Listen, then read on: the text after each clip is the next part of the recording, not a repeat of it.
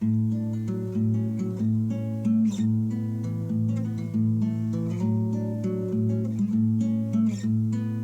everybody, welcome back to Conscientious Omnivore. My name is Pal.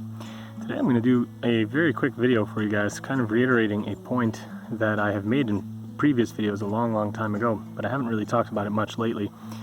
I have talked about in the past wanting to make a food forest, and you know, some of the things that I've talked about are kind of these permaculture principles and working with nature and all this kind of stuff. One of the things that is important to it is you know, the idea of a food forest becoming somewhat self-sustaining after a while, where things will reseed themselves and regrow year after year without much you know, effort or input.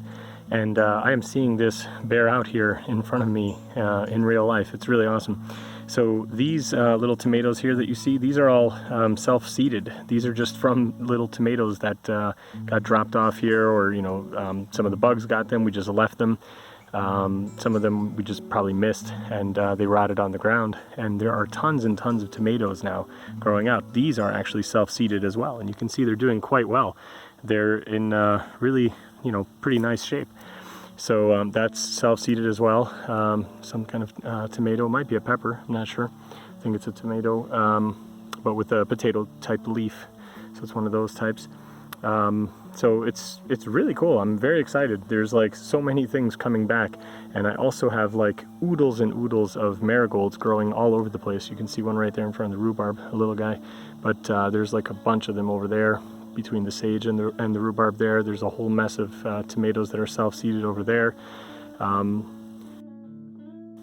In there you can see more marigolds. On the other side there's tons of them. Let me try and walk through without stepping on anything. So down here you can see a bunch of self-seeded tomatoes as well.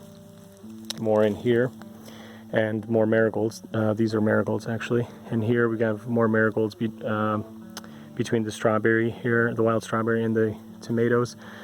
So it's just really cool. You can see just tons and tons of marigolds over there. I'll probably have to thin some out at some point if they get too big, but it's a really cool thing. And I was just really happy to see that.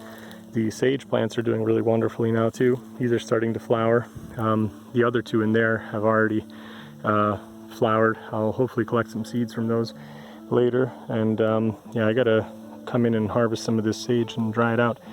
I'm gonna try to get to this one before it flowers actually.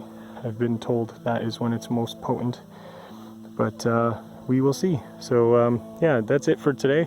Just wanted to show you guys all this wonderful stuff growing here all over the place by itself. And hopefully that keeps happening more and more as time goes by, and as we get more perennials in here as well, like the rhubarb. I want to get some more things, more herbs and spices as well, and we'll see how it goes. But yeah, definitely you know, don't underestimate the power of things to grow by themselves and want to reseed. It's pretty cool. I'm so happy to see this. It's really awesome. It's a good reminder that I need to get more perennials into and kind of plan in some of this stuff regrowing itself. I think it'll be really cool. So that's it for today. I gotta run. Hope everybody's good. See you in another video soon. Bye.